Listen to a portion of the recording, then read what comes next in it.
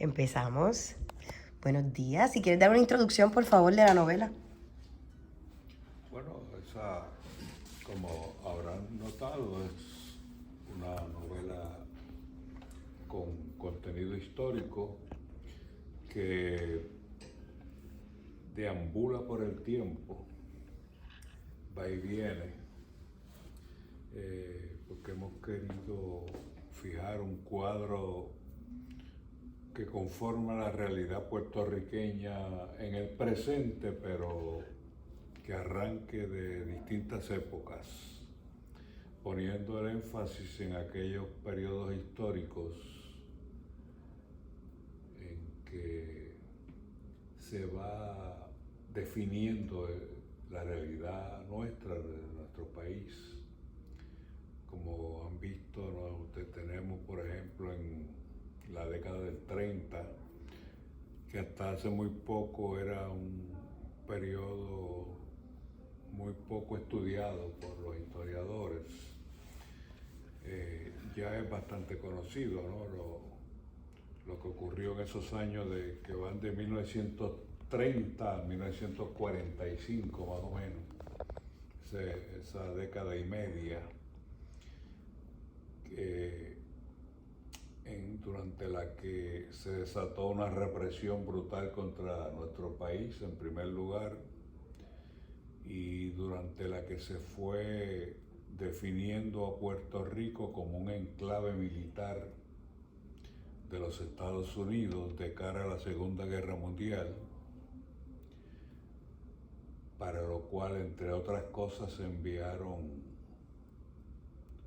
como gobernador a un funcionario altísimo del gobierno de los Estados Unidos en el 1940, que había sido y fue posteriormente, durante la misma Segunda Guerra Mundial, jefe del Estado Mayor de los Estados Unidos, y preparó el terreno para el establecimiento aquí de dos bases militares importantísimas durante ese periodo de la Guerra Fría que se desató posterior a la Segunda Guerra Mundial, que fueron la base Raimi de Aguadilla y la base Rupert Road de Ceiba. La base Rupert Road de Ceiba era una base de submarinos Polaris, que son submarinos que portaban armas nucleares capaces de destruir cualquier país en un santiamén. De manera que en la novela pues tocamos varios puntos claves de la historia nuestra, y marcando la realidad puertorriqueña, la realidad objetiva, en un fondo de ficción. De manera que con esta introducción quizás podamos empezar a escuchar sus preguntas y a contestarlas. Ángel, yo había hablado con Anamín en las clases pasadas de que yo pensaba que Voces de Bronce era como un libro complementario a Lustro de Gloria, porque el Lustro pues es un libro más, ¿verdad?, histórico, y también es hasta cierto punto un poco biográfico en el sentido porque viviste todos esos momentos, y en este libro pues es como Lustro de Gloria, pero más en cuestión venderlo con más como entretenimiento. Todo eso obviamente con sus cuestiones ficticias y todo lo demás, pero los personajes históricos siguen ahí, sigue un César Andreu, etc. O sea que usted lo escribió pensando en eso, más o menos cómo fue el proceso. Inicialmente la novela, que como muy bien dices es como un espejo de Lustro de Gloria, buscaba entrar en temas en los que quizás no pude entrar en Lustro de Gloria.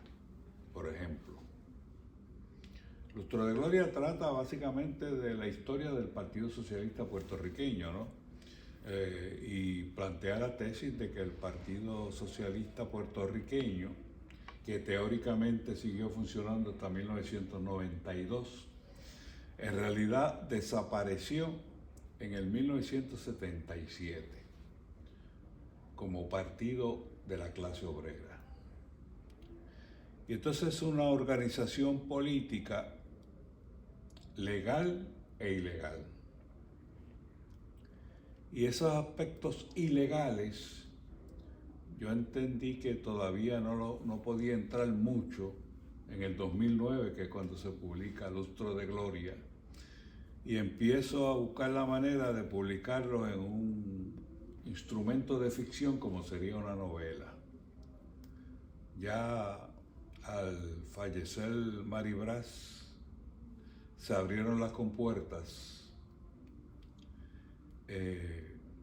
cuando Florencio Merced Rosa, que había sido uno de los líderes del Partido Socialista hasta 1977, precisamente, de 1900, entró conmigo a la Comisión Política, que es la máxima dirección de ese partido, y estuvo hasta 1977.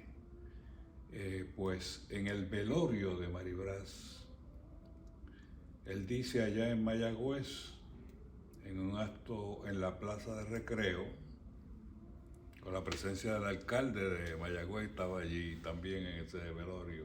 Esa actividad era una actividad política en realidad. Que aquí estamos en ese féretro que estaba allí al frente. Se encuentra no solamente el compañero Juan Maribraz, sino también está presente Alfonso Beal. O sea que los dos estaban en el féretro, queriendo indicar que Maribraz había sido, usaba como seudónimo Alfonso Beal.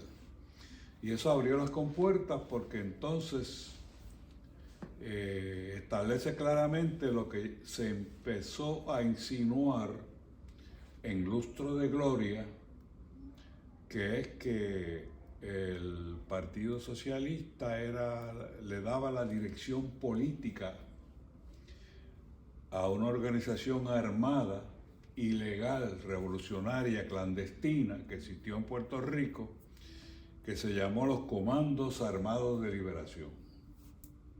Y los Comandos Armados de Liberación era una organización que el FBI no encontraba cómo atacarla, porque no encontraba a sus miembros.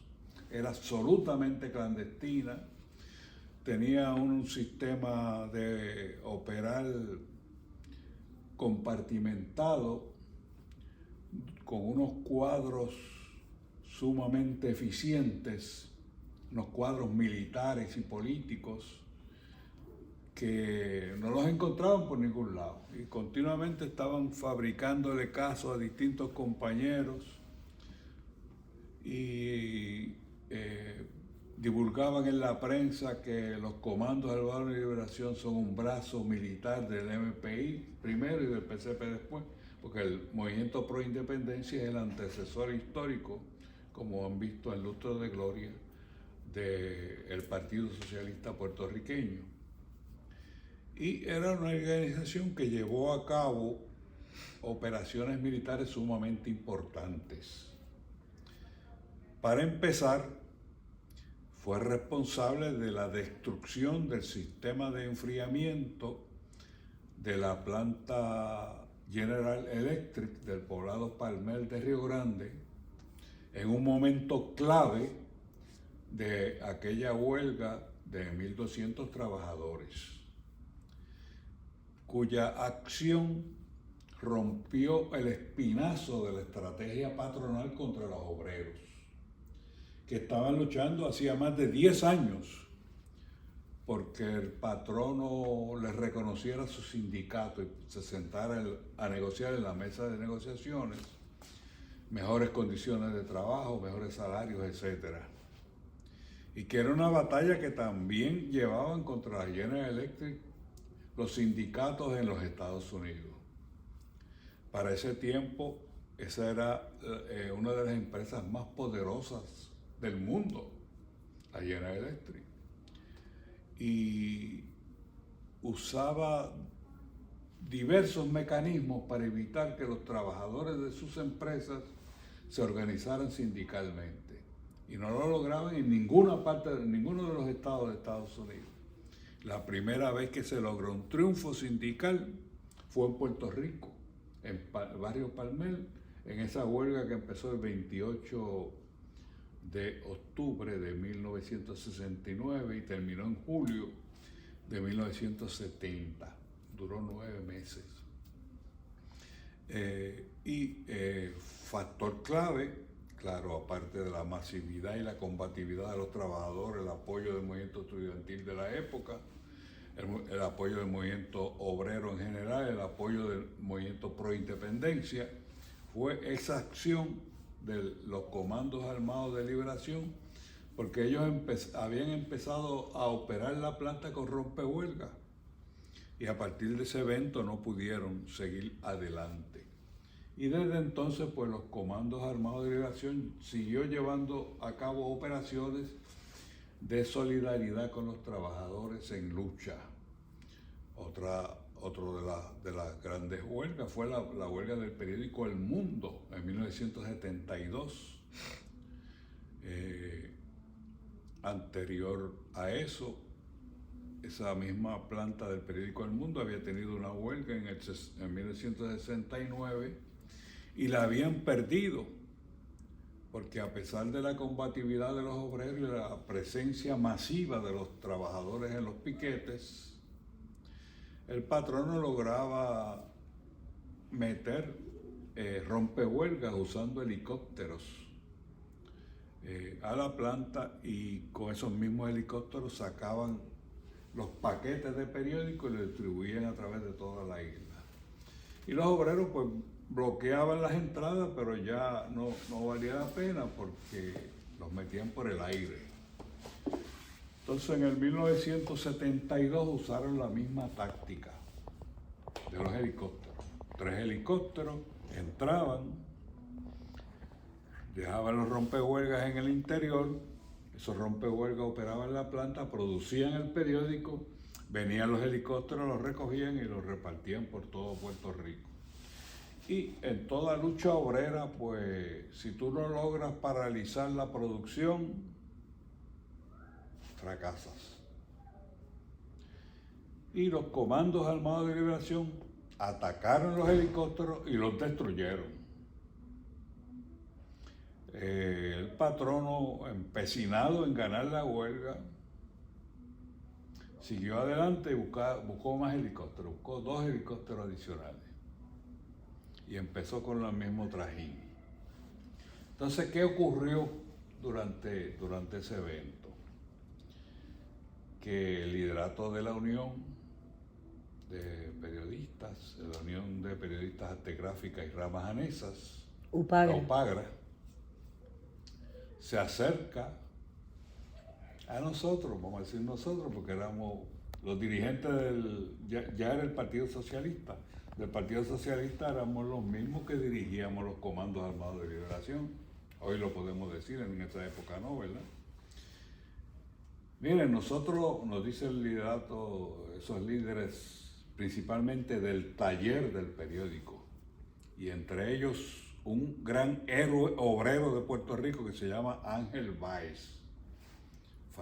Falleció hace unos años.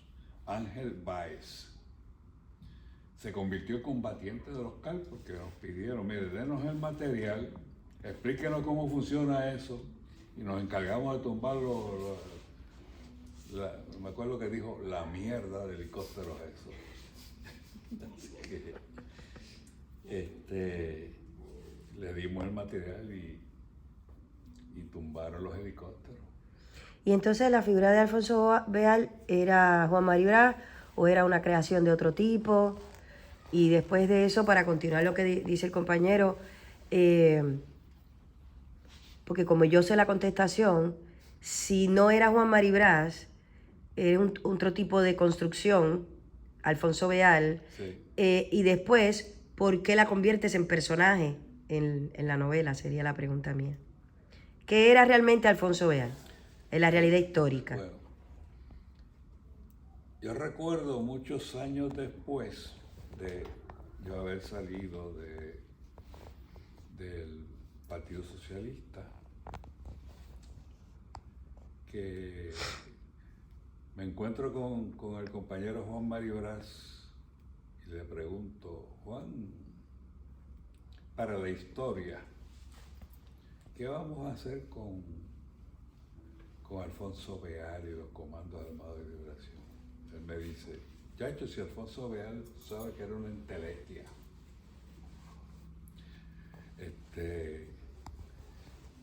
En realidad Alfonso Beal era el nombre que le dábamos a un equipo de trabajo, a un cuerpo de dirección militar,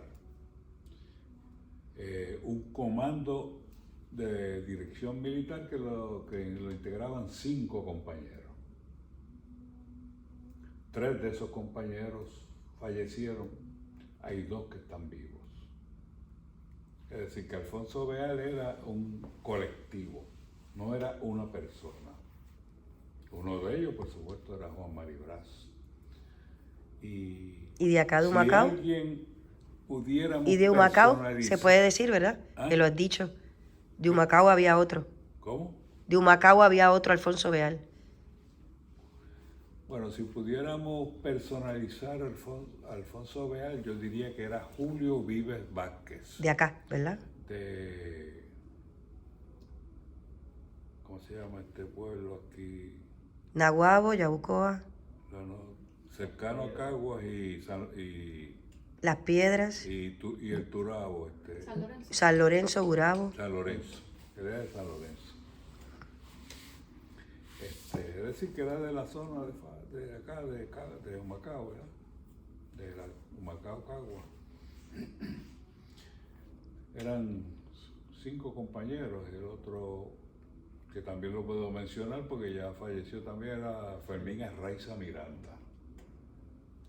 Esos eran 3 de los 5 integrantes del cuerpo directivo. De manera, pero lo que estaba explicando es que los comandos armados de liberación era una organización que nunca pudo ser detectada por el FBI.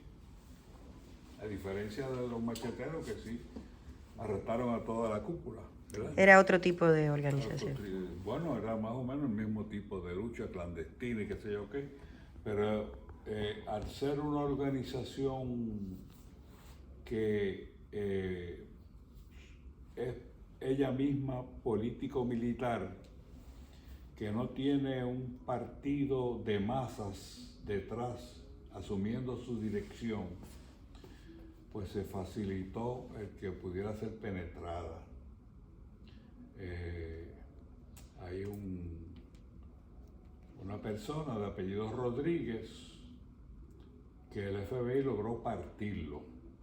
Partirlo quiere decir logró hacer que se pasara del lado de ellos y suplió mucha información interna que les permitió a ellos destruir la organización. Y entonces escribes, ¿por qué Alfonso Beal, siendo una historia, una trama,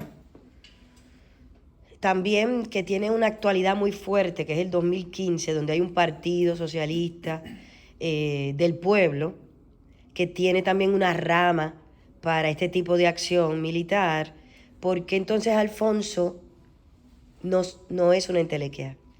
Sí. Ahí aparece un personaje de ficción al cual le ponemos el nombre de Alfonso Beal y cuya descripción se corresponde con Julio Vives Vázquez. Porque ¿cómo yo describo ese personaje en la novela? negro, alto, con profesión de abogado e ingeniero. Y ese era Julio Vives. Él era primero ingeniero, graduado en Mayagüez, y luego se hizo abogado, con una hija que también es abogada. Pues en efecto tiene una hija que es abogada. O sea, me inspiro en ese compañero, Julio Vives Vázquez, para crear ese personaje que en la novela se llama Alfonso Beal, que es decir, que toma el nombre de la entelequia de la cual acabamos de hablar, ¿verdad? Para crear el personaje. Y eso se da dentro del marco de la ficción de la novela, porque también lo traemos al presente, le ponemos una edad como de 90 y pico de años, que quería hacer unas... no estoy confundiéndolo con otro cuento, porque ahí... Sí, pero acá tiene 90 y pico de años, sí. Sí, En la novela. Sí, en la novela, sí. Sí, ¿Contesta la pregunta? Sí. y Linet, ¿Cuánto tiempo le tomó escribir esta obra? Por las investigaciones y las fechas también. Pues la novela en sí no mucho, porque como ustedes muy bien han descubierto, la novela se pareja con Lustro de Gloria, y la investigación se hizo para Lustro de Gloria, ¿no? Que tampoco se le llama investigación porque hay que investigar y reunir datos y demás. Pero como si ustedes examinan el Lustro de Gloria cuidadosamente, se trata de un libro basado en mi experiencia personal de lucha de todos esos años. En particular de ese núcleo de años, de 5 años que va de 1971 a 1976, que ese es el lustro, ese grupo de años, de 5 años. Porque se trata de una década. Hoy tenemos un foro sobre Pedro Durán en San Juan que me invitaron a participar. Y yo pienso empezar precisamente con un dato de que en el año 1981 los historiadores y sociólogos Gervasio L. García y Ángel G. Quintero Rivera hicieron un estudio científico de la intensidad de la lucha de clases a lo largo del siglo XX y encontraron que la década del 70 es la década de más intensa lucha social, tomando como base los hombres días invertidos en los procesos huelgarios. Y el núcleo de años principal dentro de esa década del 70 es precisamente esa que llamé Lustro de Gloria. De manera que la investigación estaba hecha básicamente cuando trabajé la novela. Escribirla pudo haberme tomado unos 2 años, más o menos. muchas cosas que decir porque cómo compilar, dado que te agarras de la noción convencional de una novela, que es una trama principal alimentada por muchas subtramas, ¿verdad? Que nos dieras la metodología, pero agarrándome de la pregunta sobre la investigación, yo conozco, ¿verdad?, que eres sociólogo de bachillerato. No tienes una maestría, no tienes un doctorado, tienes un bachillerato muy bueno, que crea hombres y mujeres, personas también, que se han mantenido con los años leyendo. Un buen momento de la Universidad de Puerto Rico en términos de su meta, a quién estamos formando. Y son investigadores continuos, ¿verdad? Eso lo tengo de base. Tengo de base también que tengo, ¿verdad?, la intuición que tuvo el compañero Jeremy, que hay algo de memoria, del género de la memoria, que no lo hemos estudiado acá, pero lo conocemos, ¿verdad?, que es una reconstrucción muchos años después de la vida de uno. se acerca porque es género literario, pero la novela no utiliza esa forma, sino que tiene unas intenciones que nosotros, a la luz de la biografía que conocemos tuya, pues podemos ver de tu yo colectivo, como hizo también Bernardo Vega, que escribe una memoria, pero realmente es una memoria de su colectivo. Entonces, sin embargo, en esta vuelta, cuando estudiamos la estructura profunda, yo me percato de algo, porque he enfatizado en la intertextualidad, en la percibida, en la que no te das cuenta, ¿verdad? En la estructura inmanente de la autoría, la auto-intertextualidad, que ya la había dialogado contigo, la novela se cita a sí mismo, y eso es parte de su estilo, para poder reconstruir también y ayudar al lector a continuar, sobre todo con la línea del presente. Sin embargo, pienso que hay un autor que más bien es un investigador histórico, lo voy a decir en masculino porque coincide contigo, que le importa demostrar con documentos lo que está diciendo. Es como, los compañeros tienen que hacer ese trabajo, pero ya yo hice mi propuesta, ¿no?, sobre la intertextualidad. Hay un diálogo profundo con la investigación histórica y sociológica acá. Yo la sociología la leo, ¿verdad? No, y hago la sociología teatral, no, así que yo no me he adentrado tanto como tú, pero sí en la historia.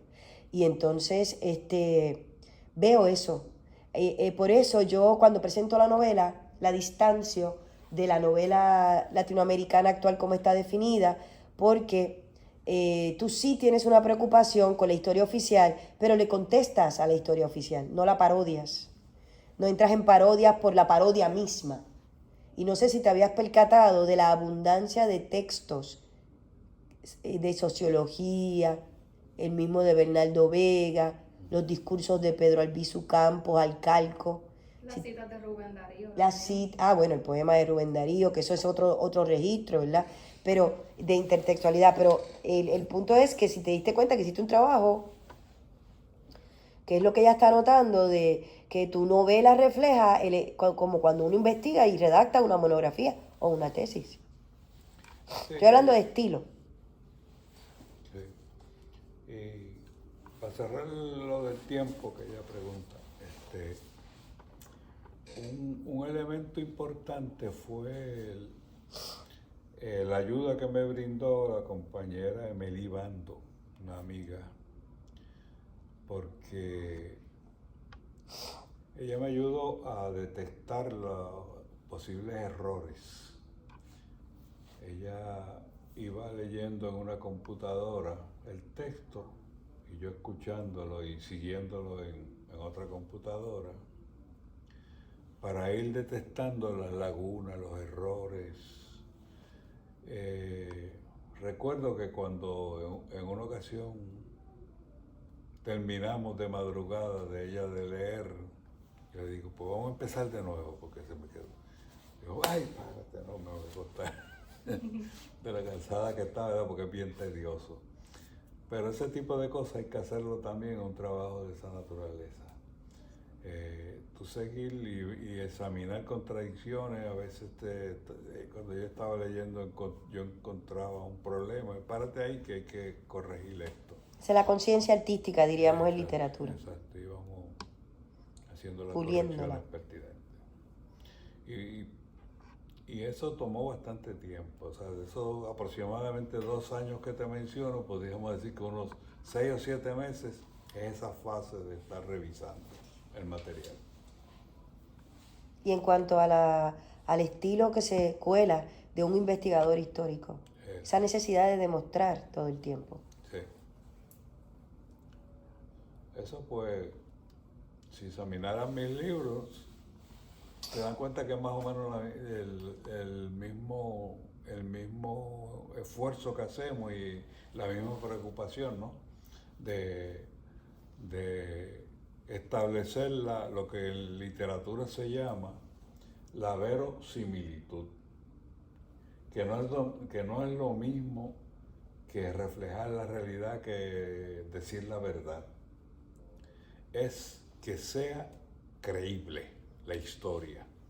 Pues tú puedes escribir un libro de ficción de un mundo donde los seres tienen en su rostro no 2 ojos, sino 4, vamos a decir. Pues si aparece alguien con 2 ojos, ya eso no es verosímil. Tiene que ser 4. Eso es lo que quiero decir la verosimilitud. El compañero Jeremy había expresado en una clase algo muy interesante, muy valioso, que hay unas tangencias entre la estructura, la forma de estructurar de Lustro de Gloria y esta novela tan complicada. Porque para leer Lustro de Gloria, cuando uno busca por tema los comandos armados, uno va a la primera parte y hay todo un capítulo de eso y de momento descubre que tienes que leer la segunda parte. O sea que no es un libro, de momento es un libro cronológico, pero de momento es un libro que no propone la cronología para su lectura. Entonces, acá en la novela, una de las cosas que yo hago es que el primer capítulo, sobre todo, voy dando las fechas. Porque establece todo el plan de la novela, como se decía antes, en ese primer capítulo. Por lo tanto, aparecen todos los tiempos. ¿Te habías percatado de que esos saltos los tienes también en Lustro de Gloria? Sí, y eso plantea unas complejidades para el lector. Por eso, no sé si se fijaron que hay un resumen al final, que pensé que el lector pudiera enfrentarse a ese tipo de problemas y a lo mejor el resumen le podría ayudar. Lo incluimos ahí. Yo creo también que el momento más difícil para mí de la novela, como investigadora, ¿verdad?, es saber cuándo es la novela de Josué Santos y cuándo es esta novela. Y esa pregunta nunca te la había hecho. ¿Tú te habías percatado de eso? Sí, bueno, me percaté que Josué Santos y el Néstor eran la misma persona. ¿Y quién? Originalmente. Eugenio. Ernesto, perdón, Ernesto. En la novela. Pero Ernesto sí es un personaje de la novela, explicar esto, de la trama presente de la novela. En el manuscrito original, Ernesto y Josué Santos eran la misma persona. Y recuerdo que para ese tiempo teníamos un grupo que sigue existiendo, se llama Los Cómplices en la Palabra. Y parte de esos textos se discutieron en ese grupo. Y entonces me planteaba un problema entender el personaje ese, que se llamaba Josué Santos, pero que reunía a los dos, de la novela que ustedes leyeron, que estaba en Estados Unidos un tiempo y después estuvo acá y demás, y cómo la vida le dio para tanto, ¿verdad? Y cómo me recuerdo que una de las compañeras me planteó que parece como un dios que está lo mismo en 2 sitios a la vez. Sí, porque Ernesto no pudo haber estado en la General Electric. Sí. O estaba llegando a Puerto Rico, sí. Exacto. Entonces tuve que trabajar el personaje y ahí salió Ernesto como otro personaje. Que es un poco más alto. Originalmente sí. era el mismo Josué. Pero es muy interesante porque ahí la novela asume o mantuvo eso del mismo personaje como un dios. Se lo da entonces como confusión al FBI, que no saben quién es quién. Es muy interesante. Se me ocurre que ante la pregunta que te estoy diciendo, hay una posible avenida, porque a mí me gustaría repasarlo al detalle. El momento de la cumbre del Congreso, la llamada a Obama, que siempre me ha molestado eso, pero no es lo que quiero traer ahora. Que el historiador acaba en un punto, esa voz autorial que se conecta con el sociólogo historiador, y entonces da paso al literato. No es literato, al escritor, al artista. y lo deja así, como que nos hace un guiño. Esto fue verdad, esta es la novela de Josué, o, ¿verdad? Eso es en el texto, el intratexto. O frente al texto decir, lo que Agosto nos está diciendo es que una novela histórica, la misma historia, de la única manera que se puede escribir es haciendo historia. Porque Josué está involucrado en ese congreso donde los van a liquidar a todos de momento. Y a la vez está escribiendo esa novela. O sea que es una propuesta que lo hemos discutido en otros foros, compañeros. ¿Cómo se hace poesía? Pues la poesía se hace en la calle. La poesía se hace viviendo. Y después surge el poema. No sé, desde el plano de, ¿verdad?, de frente al texto, yo lo solucionaría de esa manera. Pero en el intratexto tengo un momento donde yo digo, pero ¿cuándo es la novela y cuándo es la realidad del 2015? ¿Cuándo es la novela de Josué Santos? ¿Y cuándo es la novela de Agosto? ¿Tú solucionaste eso o lo dejaste al lector? Vamos a ver qué piensan los demás, que ustedes creen de eso. Ya, está complejo eso. Que habría que leer como 10 veces eso. Sí. Anda. Porque estás hablando ahí como crítica literaria y a veces los autores pues les gusta escuchar la crítica que se hace a la obra, pero la dejan pasar. Eso fue literalmente lo que mencionó la clase pasada. Te divierte. Te divierte eso. Sí, yo creo que aquí nos remite a lo que hemos dicho. El autor no lo sabe todo sobre su novela. Yo creo que hay una decisión artística, o sea, un fluir de creación que ocurrió y se dio así. Porque entonces regresamos al yunque, a la casa de Josué, mirando el guaraguao, escribiendo la novela.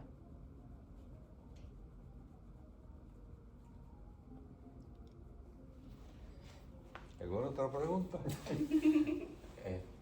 Anda. Bueno, yo diría un comentario. ¿Usted no ha hablado con ningún director para que se haga una serie de Buses de Bronce? ¿Cómo? Televisada. Bueno, eso está de moda ahora, ¿verdad? Por Netflix. No sé, si alguien aparece con 50 millones de dólares, pues a lo mejor podemos. Es que uno de los diálogos de la novela a nivel formal es con las series, para nosotros, con las series de Netflix. El juego de los tiempos, el final ya no es un capítulo, parece un episodio, termina arriba, con un mensaje Es escrito. interesante porque Gabriel García Márquez, con 100 años de soledad, siempre se opuso a que se filmara la obra de él, 100 años de soledad, porque entendía que la iban a convertir en una porquería, ¿no? ¿Cómo que se llama el autor ese italo-mexicano que le propuso, hasta le ofreció varios millones de dólares? Yo te lo mencioné. El de Hollywood. ¿Eh? El de Hollywood. De Hollywood, sí, Sí, sí. porque es Quinn, Anthony Quinn. italo-mexicano, pero es... Anthony Quinn. Anthony Quinn, exacto. Y tuvo todo un debate público bastante agrio. Lo recuerdo como ahora, recién aparecida 100 años de soledad en 1983, que fue el que se publicó. Digo, no, ese fue el premio. 1967 Por eso es de los fue que 60. se publicó. El 83 cuando recibió el Premio Nobel de Literatura. La cosa es que tuvieron un debate a principios de la década del 70 sobre ese asunto y García Márquez se oponía, ¿no? Y Anthony Quinn le ofreció, mire, yo le ofrezco 3 millones de dólares para que me permita firmar la obra. Y García Márquez que no. Dice, me van a trivializar la novela en Hollywood. No, y es una, bueno, sí. Y, Él estaba con la Escuela de Cine de Cuba realmente sí. Y en un artículo que se llama que conste que si alguien de este mundo podría ser el personaje de José Arcadio Buendía, es precisamente Anthony Quinn. Es un insulto. Porque la descripción que hace la novela es como si tú estuvieras viendo a Anthony Quinn, un tipo grande, fornido. Y por la tosco, ideología, claro. tosco. Yo quería Ese es Aureliano Buendía. expresarte, ¿verdad? Que cuando se lee la novela, tanto las personas que llevamos más tiempo leyendo como la gente más joven del curso de español, llama la atención ante el cansancio que pueda surgir por la longitud del género, todas las partes de Pura. ¿Estás consciente de ese impacto? Lo que pasa con Pura. Que no es muy pura. Que es muy pura. Se menciona Pura y ella se pone mal. Perdonen. ¿Cómo fuiste construyendo? Yo veo, ¿verdad? También cómo podemos volver nuestras vidas por el error de Ernesto con Pura, el descuido. Un descuido político por todas partes, porque si hay alguien que podía ser mentor sin ser paternalista, políticamente de Pura, porque resulta que ella está activa en el movimiento actual de 2015.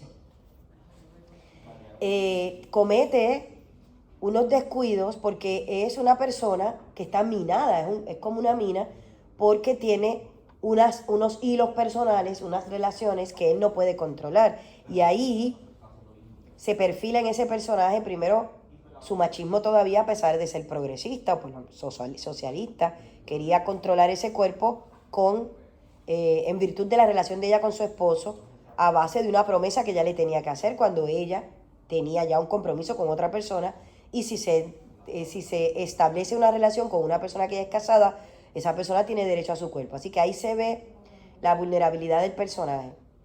Dos, a nivel político, él no puede controlar todas las relaciones que ella tiene. Entonces hay un policía y hay una persona, ¿verdad? Un trabajador comercial de la Coca-Cola que resulta que es el esposo de una compañera. Entonces entra en una trama de la novela de las 7. Yo creo que ahí hay un planteamiento, aparte de una construcción que tiene la función de despertar al lector con algo más ligero y emocionante, pero también hay un discurso sobre la ética revolucionaria, que no es una imposición al cuerpo, sino hay cosas que hay que evitar y modificar porque perjudican la organización.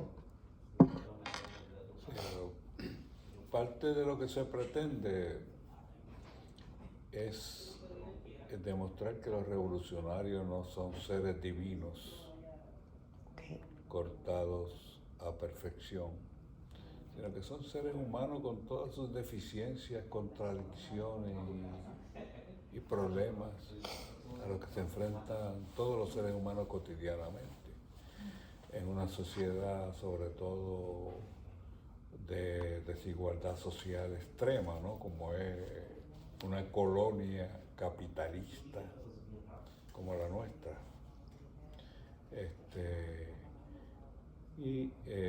Son personas de carne y hueso, en otras palabras. ¿Y cómo surge la figura de la mujer aquí, en todas sus dimensiones? No solamente Pura, ¿verdad? De la mujer en la política. Tantas críticas que las compañeras han venido asumiendo hasta alcanzar un proyecto de equidad, el proyecto, digo, no que haya equidad todavía en la lucha revolucionaria. Bueno, hasta tal punto que la protagonista es una mujer. ¿De dónde viene eso? Y es una mujer que tiene la dirección de un proceso revolucionario sumamente complejo. Yo creo que una de las características de la trama es precisamente que presenta un proceso de lucha social muy complejo. Y es una mujer la que lo dirige. Y hay una lesbiana, La de Ponce. asciende en la estructura militar, creo que la Ponce. colocó en Ponce. Me parece que se prioriza en el papel de la mujer en la trama de la obra. Sí, también el personaje de Samantha, el personaje de Smith en el FBI. O sea, es como que ves a las mujeres. También hay un discurso alterno de tampoco es el momento histórico de la mujer y es un momento científicamente trabajado, pero tampoco por ser mujer. Lo que estás hablando es de comandas. Y en cuanto a mujer, ser humano capaz de darse cuenta a través de una investigación científica de los errores que ha cometido el imperio. O sea, de que el imperio es un imperio realmente. No es que ha cometido errores, de que es un imperio. Sí. Que es el que es lo que salva un poco el personaje de Smith, que es compañera de Ramos. Sí, correcto. O sea, trabaja la mujer en todas las dimensiones, incluyendo una adulta especial, hermana de Josué. Eso es.